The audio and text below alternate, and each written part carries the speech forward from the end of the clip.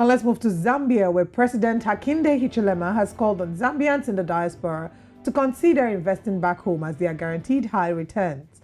Addressing the Diaspora conference themed Shifting Mindsets to Ignite Growth, President Hichilema highlighted the importance of Zambians in diaspora to the country's growth and development.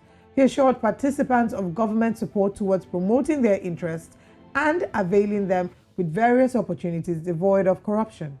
Also, the Director, Market Supervision and Development Securities and Exchange Commission, Mutomboy Mundai, said for Zambia to be put on the international market, Zambians need to think outside the box in terms of how the capital will be raised.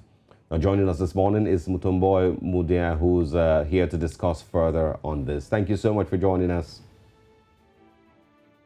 Thank you very much for inviting me. All right, quickly share with us the importance of this conference to Zambia and to Zambians. Excellent. It's a very critical discourse for Zambia. Most of you are aware that we had gone to the polls last August, and we have a new government that's come into power, and basically that's recasted the focus in terms of how we recover and develop in a green structure. The other news that's in public domain concerning Zambia is its debt status in the international markets. And it puts us in a very challenging position from a financing perspective in terms of our need to mobilize as much resources as we can to handle the two needs, which is to service the debts in the international markets, and as well as really begin to gain traction on a very, very ambitious development agenda. So, the need for us to convince, first and foremost, Zambian in the diaspora is very critical. Zambia is a very small economy, and in itself would not be able to really mobilize and generate the resources that are required to move our nation. Okay, now let's talk about interest. Now, the president did urge the Zambians in the diaspora to take interest in investing in Zambia. How would you say that? Would you say that his speech was convincing enough? You're a Zambian living in the diaspora. Would you say his speech was convincing enough to you and to the rest of, Zambia or Zambians? Very convincing. It was extremely convincing. The president impressed on the audience to begin to think about the available opportunities in the country. And really, when you look at Zambia, it's a very well-endowed country in terms of natural reserves. We are predominantly a copper-producing company. And if you follow the global news with the transitions to electric vehicles, that in itself creates a very big opportunity in terms of manufacturing things like batteries. And that message was emphasized. It creates an opportunity for the diaspora to mobilize themselves. The other messages that the president was emphasizing was the need to be more strategic and the need to be investable ready as locals and as a diaspora, in the sense that Zambia currently needs a lot of partnerships to be able to facilitate a lot of investment opportunities that sit here. We already have a very vibrant market to an extent in terms of financial markets. And whatever platforms we can create on the footing of digitizing our country are the things that the president was emphasizing. Skills transfer in terms of leveraging the skill sets that are in the diaspora is also a message that the president emphasized for the participants. The president was very emphatic to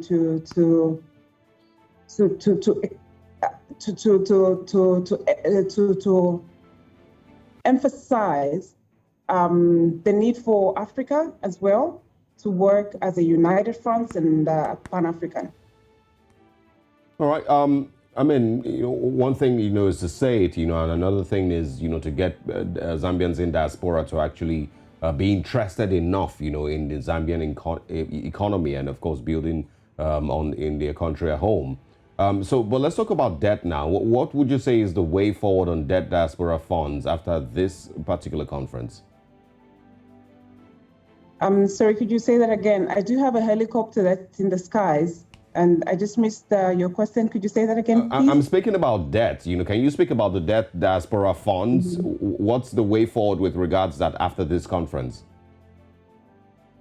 I think Zambia has a brilliant opportunity to try different instruments in terms of raising capital back here. And if you take a leap to Ethiopia, for example, that really leveraged its diaspora in terms of raising capital for the construction of its massive dam, we're looking to do similar things, raise a diaspora bond that focuses to invest in very specific projects. On the green front, several solar projects are lined up. Several, as I mentioned, also in the mining sector, we have a lot of investable projects that are lined up. Infrastructure, by the way, is another big one. So the thinking outside the box is basically trying to do things more differently and leveraging markets, issuing of different types of bonds that we haven't done in the past, which would include bonds such as the green bonds, and marketing those in a very different way to not just the Zambian diaspora, but to the non-Zambian diaspora. We actually also did have a conversation with a colleague from Nigeria who gave us a few statistics in terms of the size of funding that trickles into the Nigerian economy coming out of the diaspora. And really, when we had that conversation, we laughed about it because we're basically saying Nigeria could bail out Zambia if it decided to do that. But then nobody bails you out without a convincing story. And that's where the shift in mindset comes in, where we are now impressing on Zambians who are local here to reposition themselves, package themselves in a way that it will convince an investor that's seated in Nigeria, for example, to invest in the products that Zambia has. I am convinced that we need solutions that are very African focused. Africa needs to convince one another that it is worth bringing, for example, the Nigerian pension funds to Zambia. And Zambia needs to also be able to demonstrate that those funds would be safe in this market, especially with our desire to position as a preferred destination for investments. Mutumbai Mudia, thank you very much for your time this morning. We do wish Zambia all the best, as well as hoping that Zambians in the diaspora do the needful. Thank you very much for having me. Please do have all the best as well.